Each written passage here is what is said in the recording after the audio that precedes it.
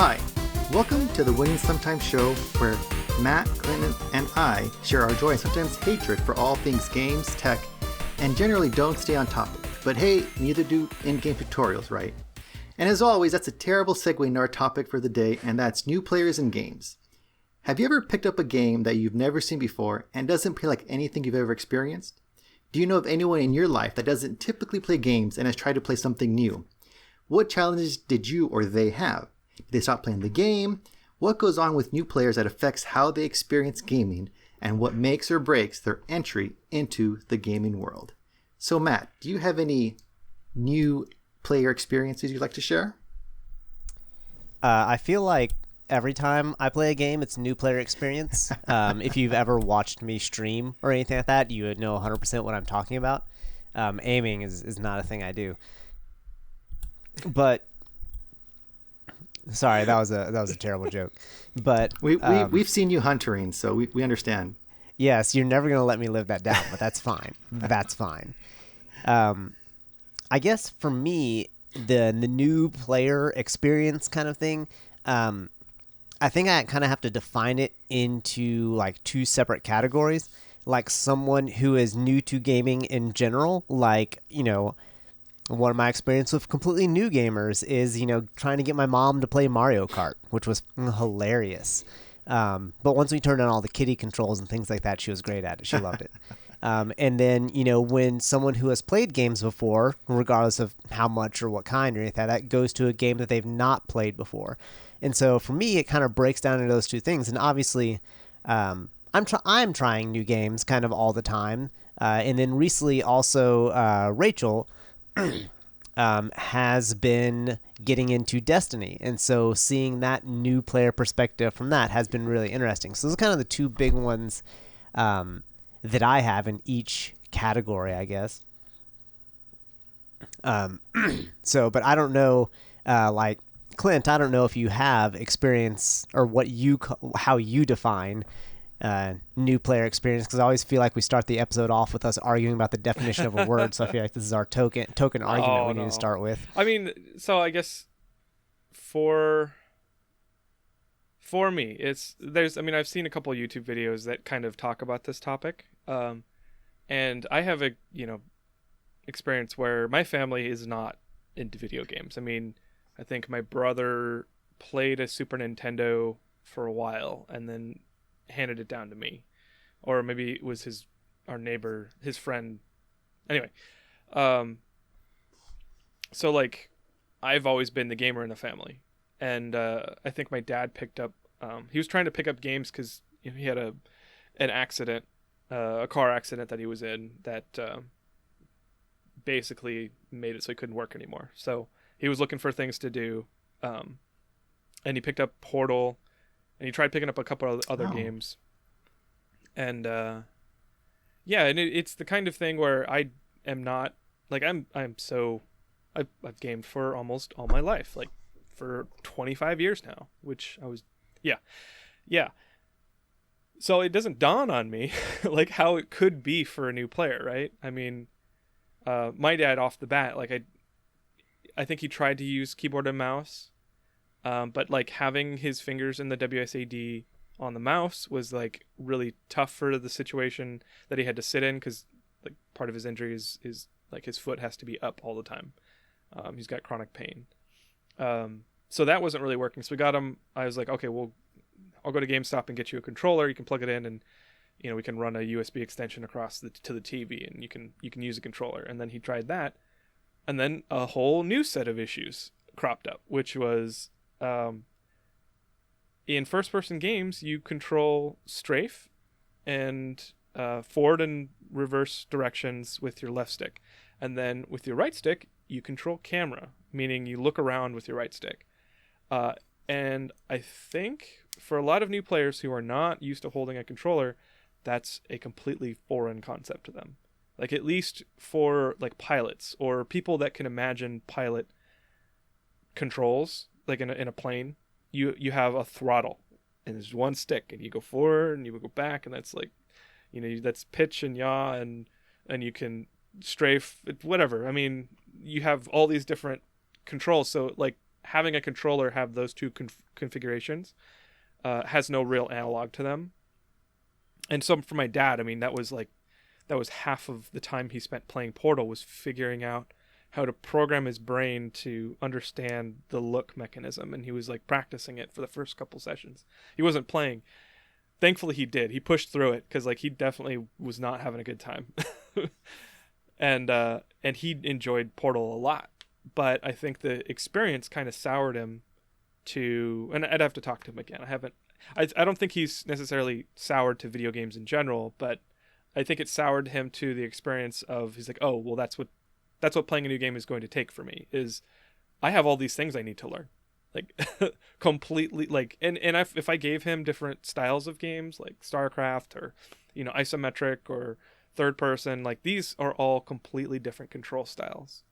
And that's something that I never thought about. And so that sort of is my first understanding, or my first like wake up call to like, oh wait, video games are kind of entrenched in this like shared understanding of how to control things and how to play. Like, yeah.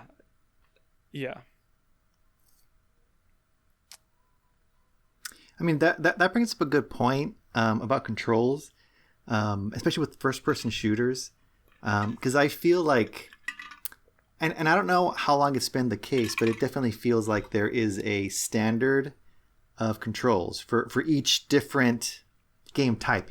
Like for first-person shooters, it's always been the left stick controls movement, right stick controls view or aiming or looking, and then, GoldenEye would like to have a word with you. Well, no, but even GoldenEye, because GoldenEye, it didn't have two thumbsticks, but the right hand still controlled, the movement, and I thought the left hand controlled the looking, because you used the.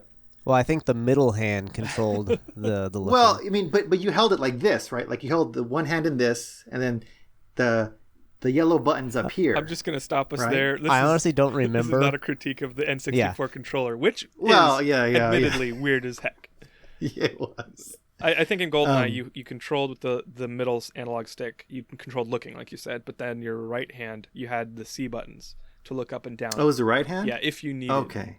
If you needed. That game was designed around not really needing to look up and down. You're right. Yeah, because there was pretty flat. There were some ramps, but it was pretty much like straight. Yeah. Right. Barring GoldenEye, it definitely feels like there's a common language when it comes to controls.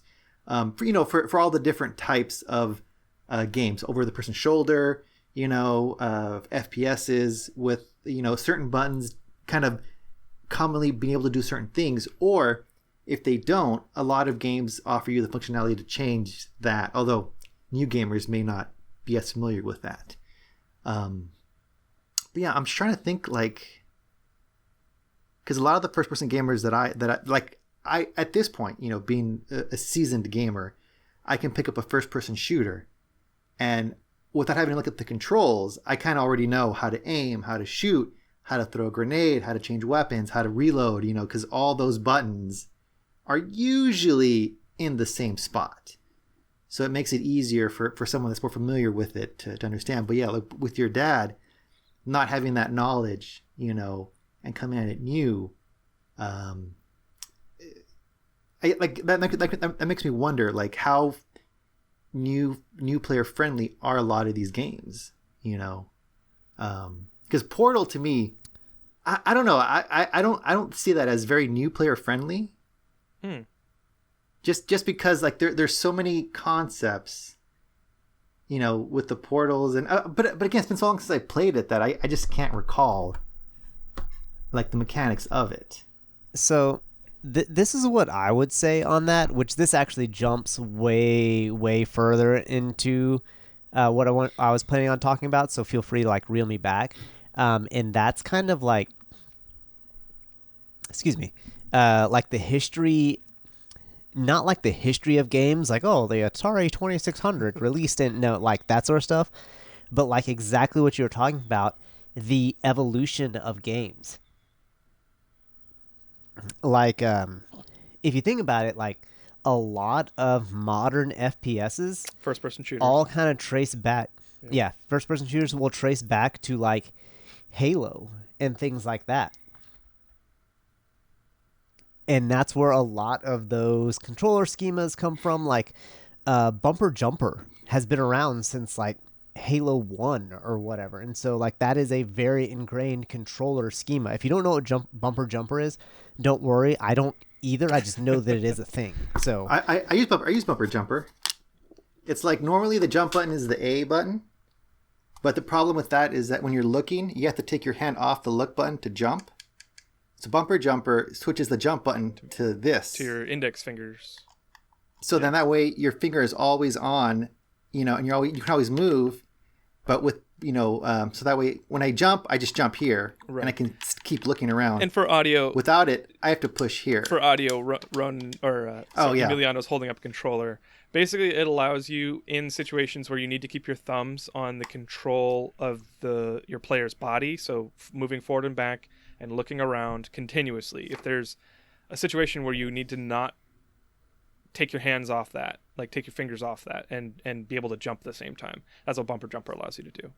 But it is weird because for control, and I don't want to go into control schemes too much, but that is different. Like you kind of have to remap your brain, and when you got muscle memory, you're developing muscle memory, when you play video games, because consistency with how you control your player is really important.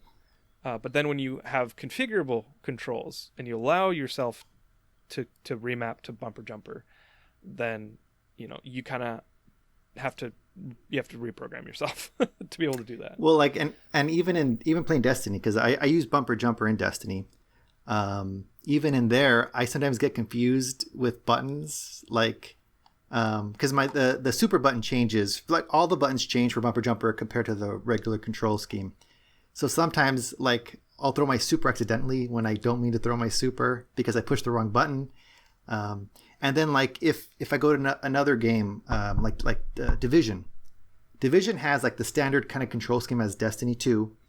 But bumper jumper kind of changes it up. So when I go from Division back to Destiny, sometimes I also get that button confusion and start, throwing grenades when I mean to duck or jump or whatever. So, but again, I think that's a little, that's more advanced player. Well, what concerns. I bring up bumper jumper, not because of like how good it is as a control scheme or whatever. I don't know. I don't use it. Because I play on PC. No, I'm just kidding. I sometimes use a controller on PC when I'm being lazy anyway. But I bring it up because if you think about it, the reason that you're able to pick up an FPS game is because, you played Halo or you have been playing games since Halo. If someone played GoldenEye, right? And that was like the last first-person shooter they played, and then all of a sudden they wanted to jump into like Halo Infinite or something that's coming out whenever, right? They would be completely lost in the sauce because there is this, what is that, 30-year span or something since of development. And I hate to throw myself in like the experienced gamer category because I never know what I'm doing in games, but like I'm going to say that like as experienced gamers, we have the advantage of like that incremental change. So every time there's a development in a game or something like that, we get those tiny incremental changes. And so for us, there's never this big jump. But then when you look back over a decade, and this is like one of the things Rachel, when she was playing Destiny, she'll ask me, it's like, okay, I understand what I'm supposed to be doing. Why am I doing this? I was like, well, the reason you're doing this is because, 20 years ago, a game called Halo came out or things like that. And that's why this, even like game mechanics work like that. Even within Destiny 2, it's like, hey, there's a shiny triangle on the ground. I'm going to pick it up and match it to the color, location. I'm going to dunk it in there. And that's what I do. Why do I do that? Well, because, 3 years ago, this game mode called Gambit came out, and that's what they introduced. And they explained it really thoroughly why you did that. Now you just accept it as a mechanic. And so for new players, that can be really hard. It can be really hard to wrap your mind around, like, all right, I know I press A. Why am I pressing A? Why is it A on every game I play or whatever, right? So to me, I think that's one of the more interesting things where we could spend a ton of time looking at individual mechanics or individual like controller or keyboard setups and figure out why, like what game first did this and why was it so influential that now every game is set up that way. So again, I know that kind of went off into the weeds Right. there a little bit, but that's kind of one of the interesting things that Rachel made me realize as she started playing things. I was like, games are not necessarily hard for me because I've just kind of continuously played for the past couple decades. The So yeah, but I was thinking too, like, isn't Doom precursor to like FPSs? It is an FPS, yeah.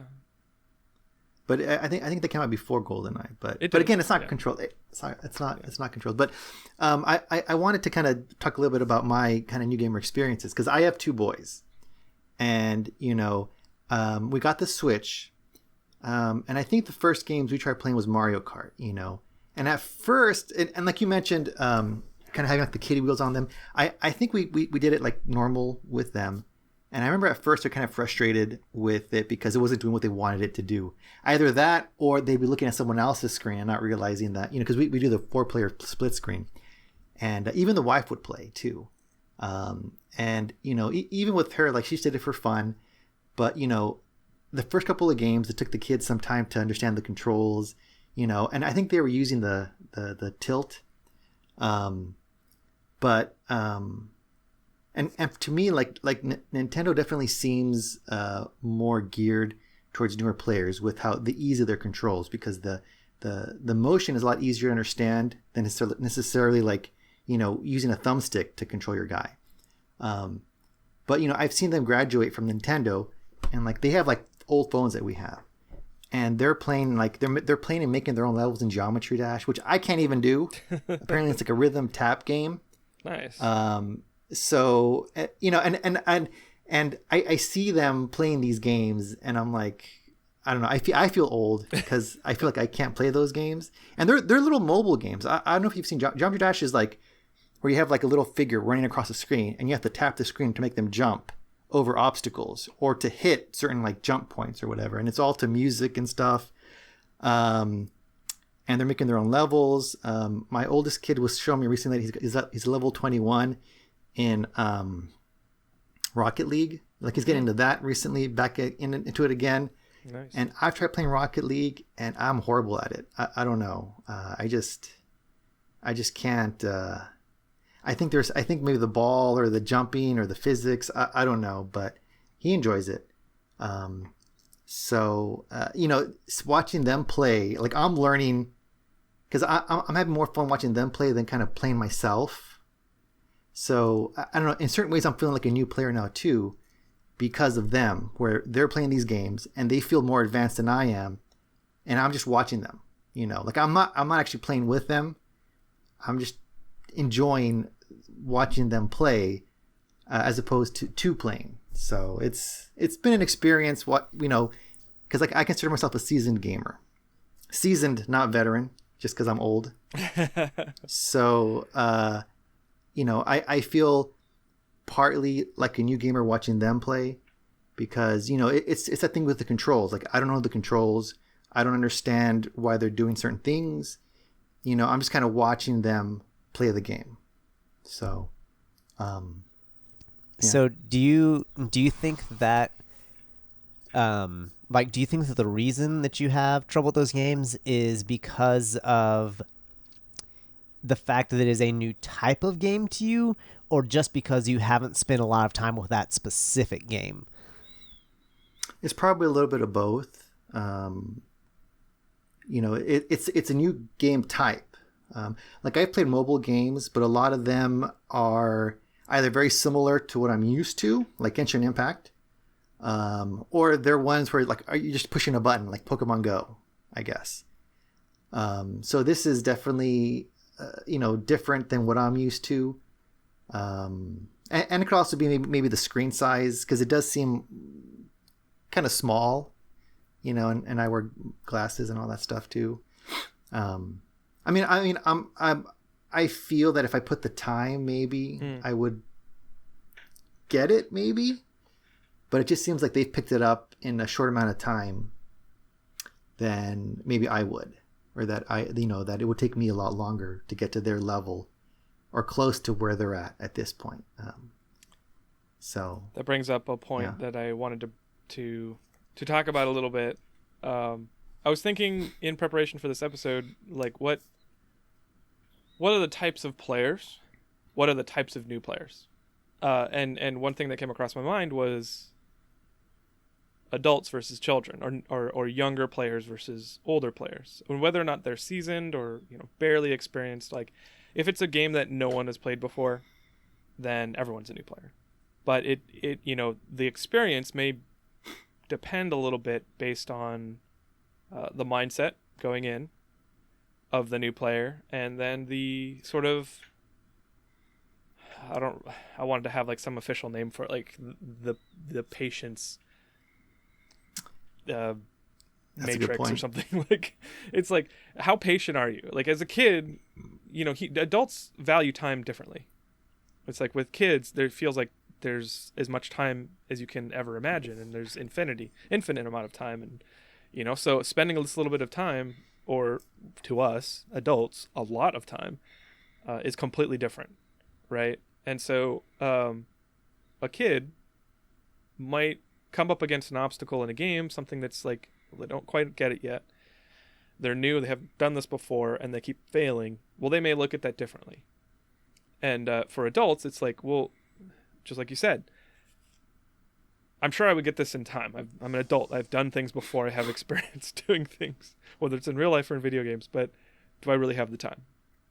And it is kind of create a patience conundrum, where it's like, with whoever it is, whatever your age or your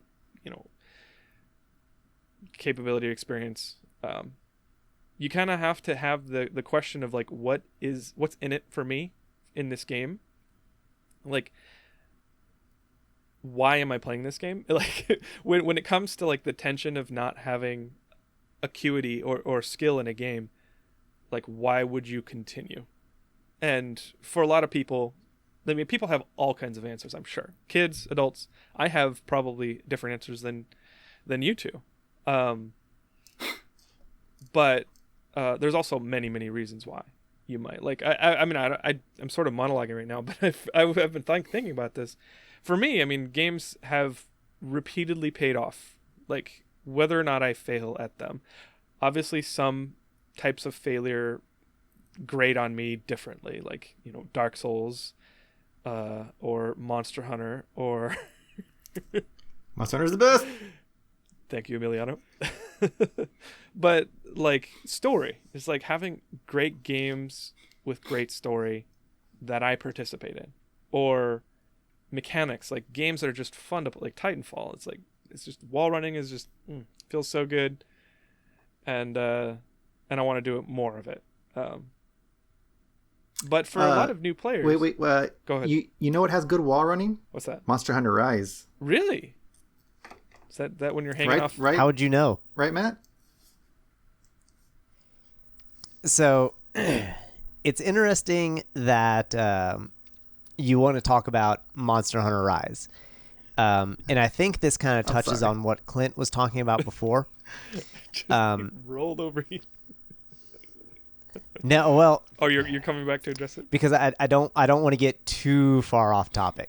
But Monster Hunter Rise, I love that game. It is not the perfect game, but it is a spectacular game if you have played Monster Hunter before. And I think this is kind of what Crack was getting at a little bit.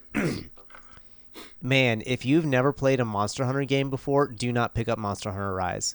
Like, or spend a lot of time on YouTube watching YouTube tutorials before you do, because good Lord, that is not a game that welcomes new players in. Like, it simply does not.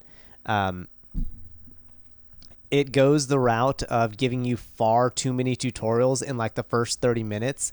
Well, like the first 40 minutes are nothing but like tutorials, and it's like just wall of text after wall of text after wall of text. And so if you don't already know what you're doing, you're gonna get like you're gonna just be like, whatever, just let me play the game and just keep hitting A or whatever to get past them.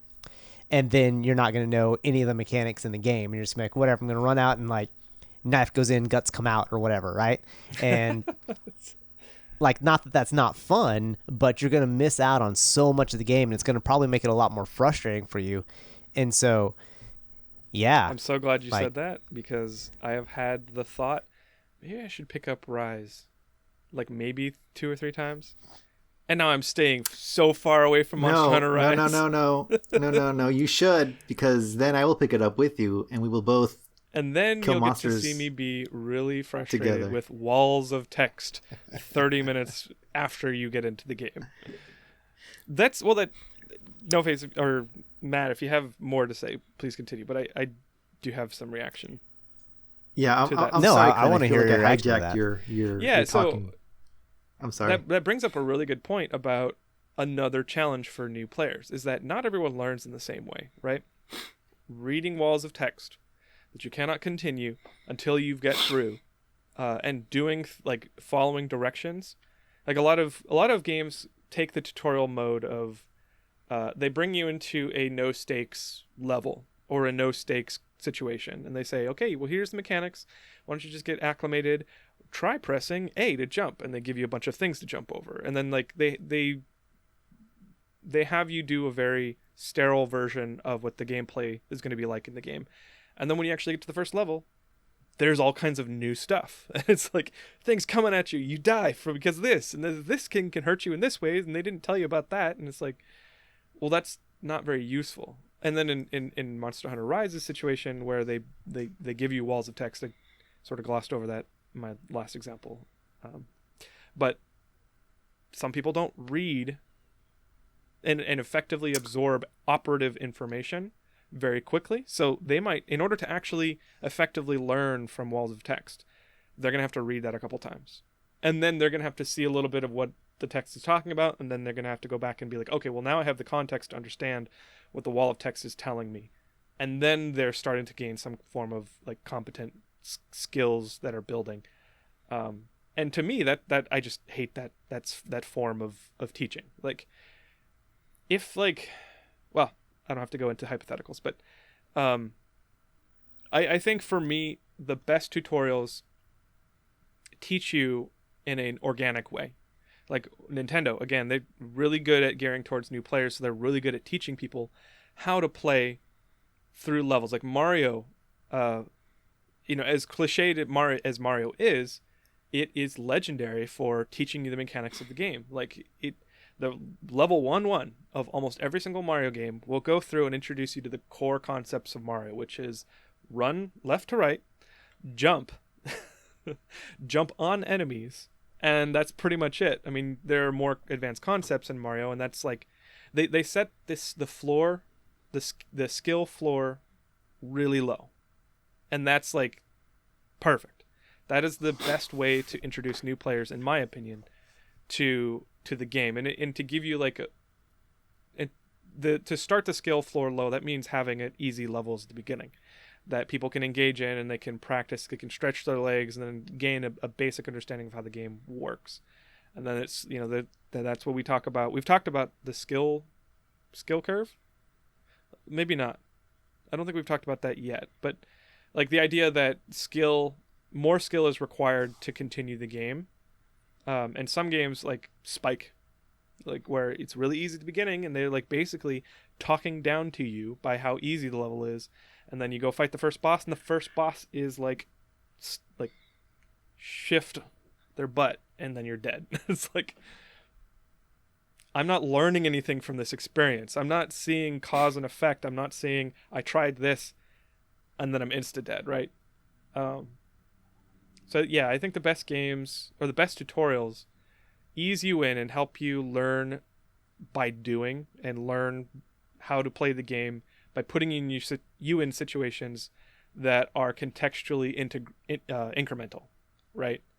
Like in terms of skill, they add a little bit, and then once you have the the toolbox of what can you do as a player to avoid and respond to certain situations, then it starts to get interesting. That's when the game really starts to shine in terms of mechanics. At least we're talking all mechanics right now, but like Ori and the Blind Forest is another really good example of a game. It's called a Metroid, or its genre is like Metroidvania, which means nothing to new players who don't know what a Metroid You have game to know is. what Metroid and Castlevania Yes. are. But think of, it's a 2D game where you can go, there's this whole map and you can go around and do things, and then you unlock a skill or a tool. Then you can go back to places you went to before, and there was a locked door you couldn't get past, and you use your hacker skill or something. Or, you get the blue key and you go back and unlock the blue door. But through your progression in the game, you gain skills and experiences, and it allows you as a player to realize, oh, well, I have this new skill. What can I do with it? Well, I remember back there's this passage I could unlock, or I get the bombs, and there was a rock wall that I could probably blow up. So let's go back there and try it out. And then you do it, and it's like you have that aha moment as a player, a new player, and if you're a new player or just one of us who hasn't played the game before. But I guess back to sort of close, because I'm absolutely monologuing. The what's in it for me question, like that's how games can reach new players. I think it's like you need to be able to give people success. You need to be able to allow them to play your game and succeed on their terms. Obviously, it's a shuffle, because you can't just like a mobile game, you can't just like give people achievements for not doing anything, and like for a game to be good, in my opinion. Have you heard of AFK games? That's the one where you just turn it on and then leave, right? Yeah. Well, you can like interact with it, like upgrade and buy new. I played a couple of those too.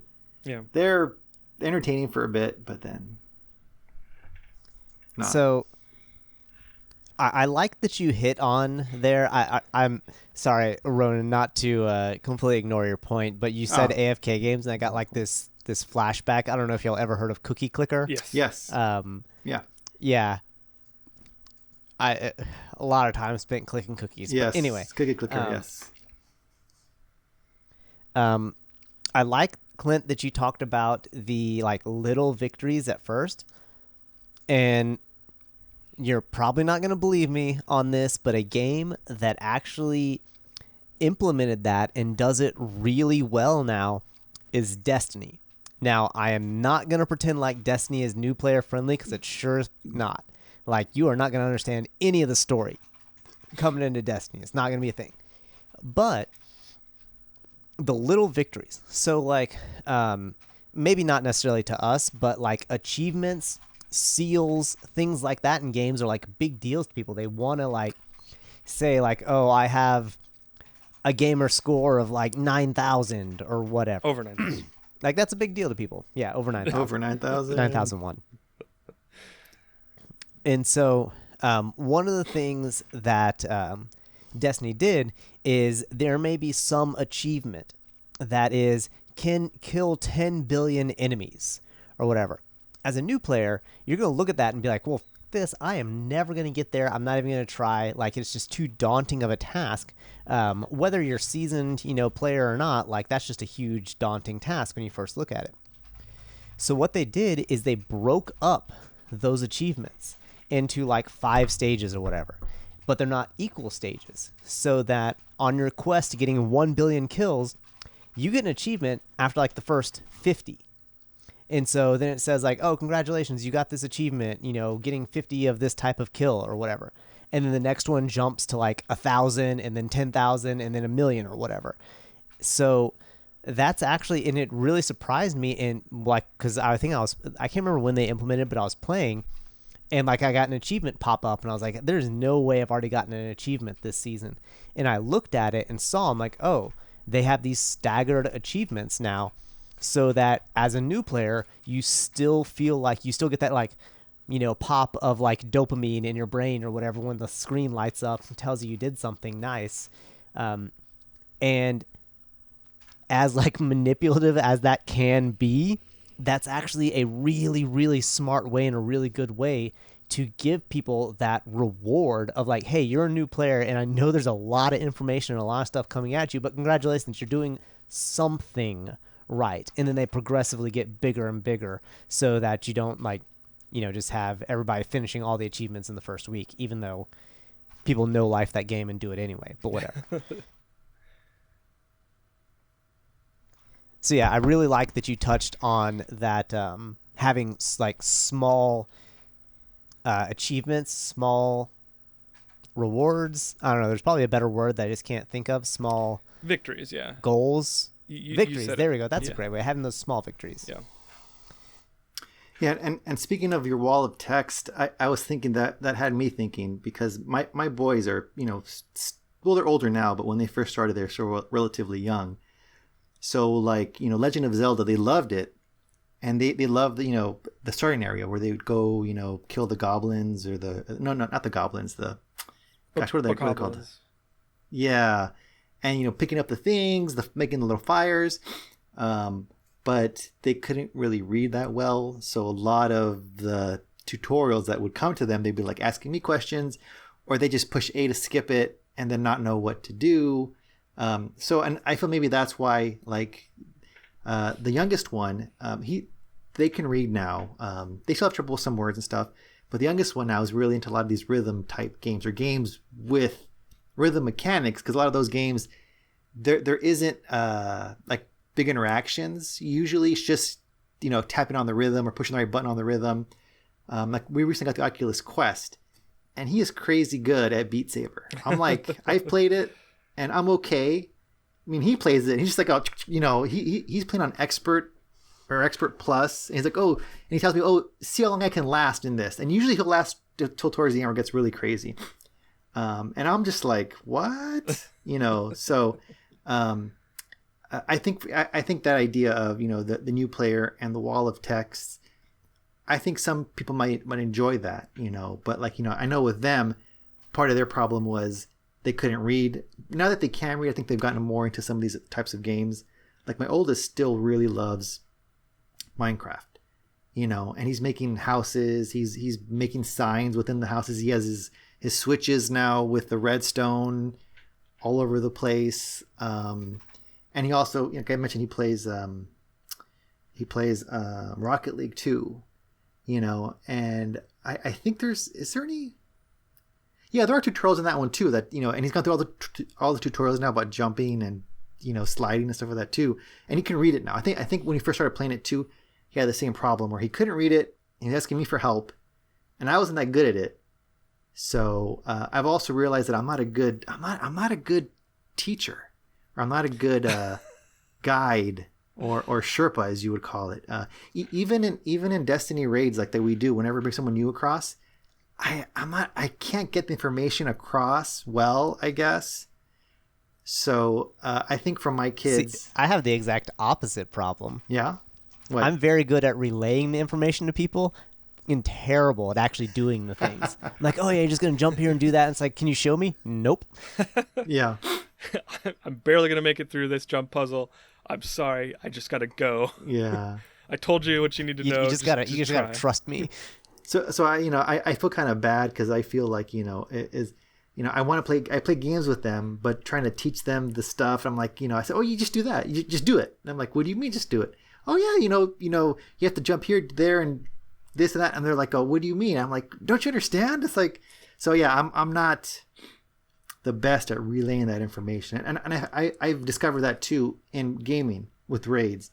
Like I try to tell new players like, this is the mechanics, this is what you got to do, and they're like, what? So I need to work on that, I think, because my kids, I gotta help them out. I can't leave them in the lurch like that anymore. So you actually bring a really interesting wrinkle into this, because we're kind of talking new players as far as kind of like new adults, things like that, or teenagers, whatever, young adults. But like young children, like for whatever reason, it did not occur to me that there was an age. I don't have any kids. For anybody who's wondering, I don't associate with children, anything like that. And so for some reason in my head, it just didn't occur. I'm like, oh yeah, there's an age where they actually learn to read. That's not just like an innate ability that they have. And so it didn't occur to me that, you know, if you say like you get a Switch, like generally speaking, most homes, most families are not going to get a Switch for each child, right?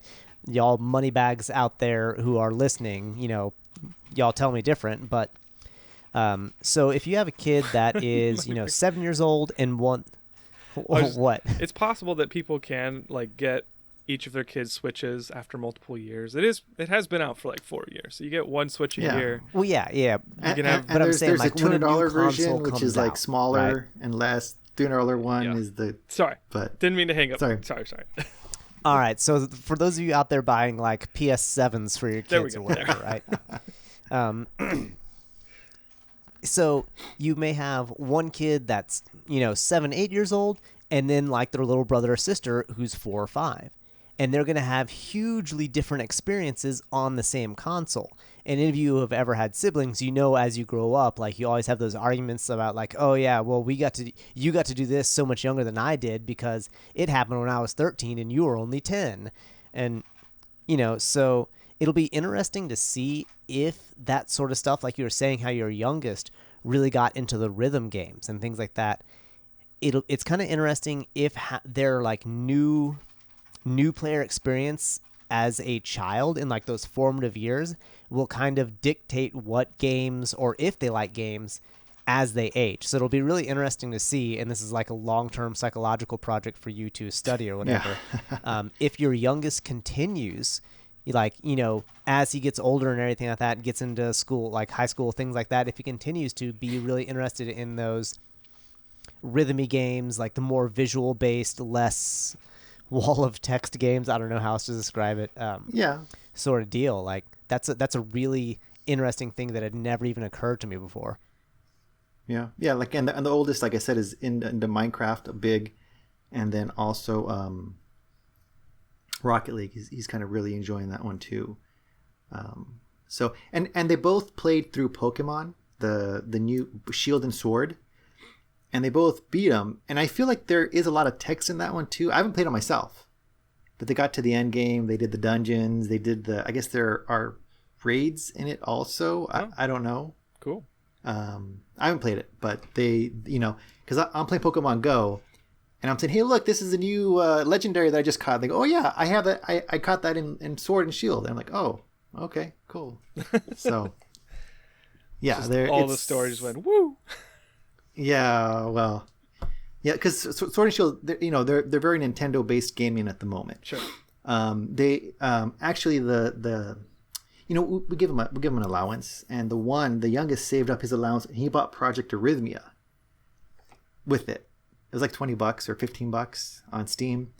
So he's playing that quite a bit too, or he's played it quite a bit also. So like nowadays, like when we're in the car, he'll ask for music that he hears either in Project Arrhythmia or in Geometry Dash or in Beat Saber. He's like, oh, hey, can you look up this? You know, look up, oh god, Meowster in Space or yes, Darker or video game soundtracks. Yeah. So he's a trip with the music. You know, he likes that Project Arrhythmia music, the Geometry Dash music, which is it's kind of techno-ish, very electronic, synthy. Yeah, and it's not bad. There's one Centipede. If you get a chance to listen to it, it's basically a guy talking about centipedes to techno music. like it's weird because he's telling you like historical or natural facts about centipedes to techno music, and it's like, oh, okay. And apparently it's in one of their games. So I don't know. I don't know. They're trips. Great. You know, the new gamers, the new little gamers. So.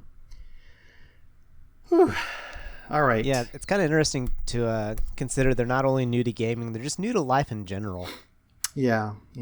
I mean, like I don't want to get into parental worries, you know, but you always have this nagging thing in the back of your mind of, am I failing my kids or am I messing them up more than I was messed up growing up, kind of thing. So just because, like, are you talking about like access to games and the like the intense distraction, or what do you mean? No, just in general, like, you know, have I psychologically damaged them somehow with my insecurities or my you know, failings or my bad parenting? I don't know, you know, but I think every parent has those anxieties for sure of parenting. Yeah, you know, like, yeah, do they watch too much TV? I'm sure they do, you know, but, you know, are they not getting enough this or that? You know, are they eating too much of this or that? You know, but yeah, I think that's a very natural parent thing. Yeah. Like, absolutely. I know the people I know that have kids, all of them are like, I feel like such a weirdo. I think I'm screwing up my kids. I'm like, well, apparently everyone is, because you all have that fear. Yeah. So I think that's a pretty standard parent thing. But all right, I think we're getting off topic here. So, I mean, you guys got any other closing statements here before we wrap this guy up? I think I have one more statement, one more thing that I wanted to cover at least, which was, again, thinking about this before the episode, I sort of kind of had an epiphany about myself. I've already known I'm a person that likes to learn new things, like just the process of it, the getting some kind of skill at something, whether it's learning about, you know, how to use a new camera lens, or playing a new video game, or learning how to do astrophotography, or any I just like to learn new things, and so games really appeal to me because there is a learning curve. Every game has a learning curve, and it helps to have an incremental jump from what you've experienced before to what the new game is that you're playing. It helps because then you've seen something similar and you can just adapt and add on your skill set. But for new players, I think that's like the learning curve is much steeper. But I see, how did I want to frame this? Basically, in my opinion, with games are wonderful for many reasons, but one of the wonderful reasons is that they make you learn new things. Whether it's how to control something in a new way, or what to expect. Like, obviously there are certain things that are very like memorization based. It's like, well, you just have to fail until you get it right. But a lot of games out there do really provide that area to like improve yourself and open up new like brain pathways to learn. And in my opinion, that's a really handy skill to have, which is maybe a reason why you aren't failing your kids by letting them play video games, is that they are learning how to learn by playing video games. And that's a really wonderful reason to play video games. And I think in addition to all of the others, and maybe we should talk about why we love video games, because I could write an essay on it. Maybe I will. But if you're a new player out there and you come up against a new game, you try to play a new game, and you get intimidated by the amount of failure that you're perceiving, like, it's okay. It's a game. It's just a game. It's zero stakes. Unless you're playing for money, which, in case, what are you doing playing a new game you've never played before for money? But it's worth it. It's called being a variety streamer. Yeah. Well, yeah, anyway. I encourage you to get through that difficulty and just keep trying. Think about, you know, what you did wrong or what you could do better. Not better, but like what you could do differently. And just keep at it, because it's a really wonderful thing about gaming is to help teach people new things, because everyone should be a learner, in my opinion. Everyone till they're 95 years old, learning is great, and it'll help you stay flexible mentally. So I just encourage you, if you're a new player or there's a game that you don't like, don't let learning a new game be the reason why you stop playing. That's all. That's like a super wholesome Clintism there, I guess. But I wholeheartedly agree. I think learning is super valuable, and like especially Emiliano talking about like his kids playing Minecraft. I think that is one of the like there's so many things to learn in Minecraft, and I think that is like incredibly impressive and super creative, and is, in my opinion, I think Minecraft is super good for like just your mental health. Yeah. I guess. Plasticity, all that sort of stuff.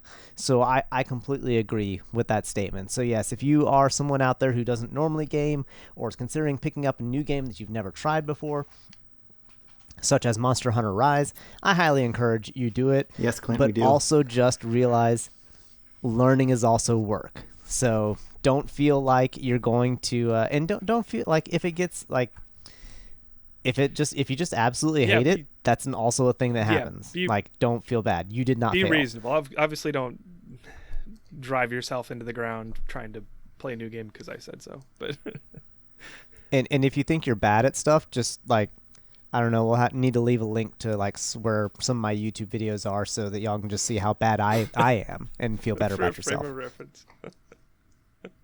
Yeah, I mean, I think like the biggest issue that my kids have is frustration.